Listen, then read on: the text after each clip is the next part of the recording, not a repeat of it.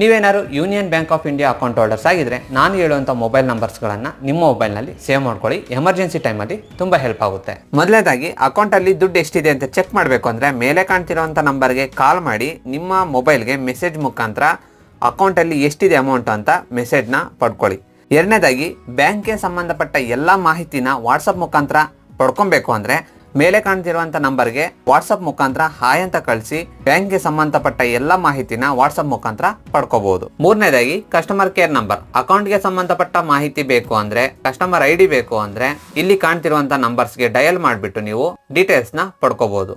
ನಾಲ್ಕನೇದಾಗಿ debit card hot list, account block.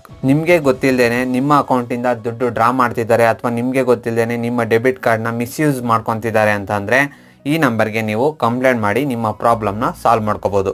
Video ಇಷ್ಟ ಆಯಿತು ಅಂದರೆ ಒಂದು ಲೈಕ್ ಕೊಡಿ. ಹಾಗೆ ನೀವೇನಾದ್ರು ನಮ್ಮ ಚಾನಲ್ಗೆ ಹೊಸಬ್ರಾಗಿದ್ರೆ ಸಬ್ಸ್ಕ್ರೈಬ್ ಮಾಡಿಕೊಂಡು ಬೆಲ್ ಐಕನ್ನ